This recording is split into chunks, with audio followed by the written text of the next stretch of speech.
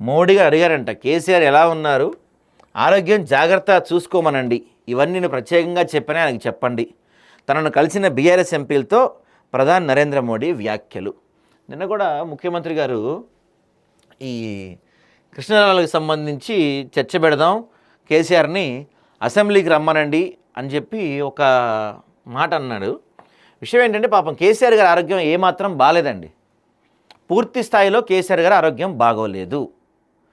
ఈ ఆయనకి health issue తీవ్రంగా ఉందట. కిడ్నీలు అంటే మన కిడ్నీస్ ఏం చేస్తాయంటే ప్రోటీన్ అబ్జర్వ్ చేసుకుంటాయి.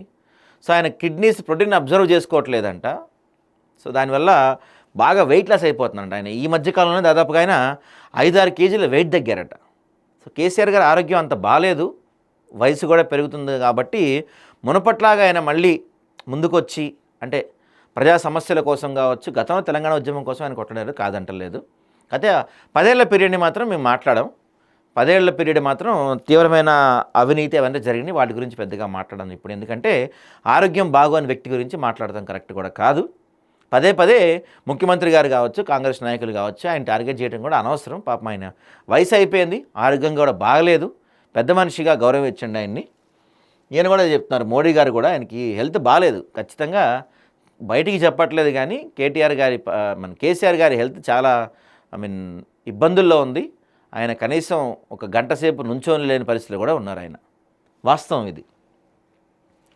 బీఆర్ఎస్ అధినేత మాజీ ముఖ్యమంత్రి కేసీఆర్ ఆరోగ్యంపై ప్రధాని నరేంద్ర మోడీ ఆరా తీశారు. కేసీఆర్ ఎలా ఉన్నారు, ఆరోగ్యం ఎలా ఉంది, ఆయన ఆరోగ్యాన్ని జాగ్రత్తగా చూసుకోమనండి, ఇవన్నీను ప్రత్యేకంగా చెప్పండి అని తను కలిసిన బీఆర్ఎస్ ఎంపీలకు మోదీ చెప్పారట.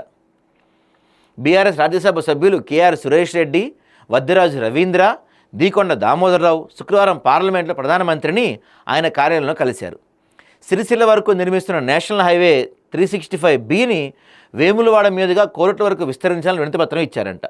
ఈ అంశాన్ని ఇప్పటికే తమ పార్టీ వర్కింగ్ ప్రెసిడెంట్ కేటీఆర్ కేంద్రం దృష్టికి తీసుకొచ్చిన విషయాన్ని మోడీ గుర్తు చేశారు. ఈ రహదారిని విస్తరించేందుకు కేంద్ర మంత్రి అధికారికంగా మాట ఇచ్చిన విషయాన్ని వివరించారు.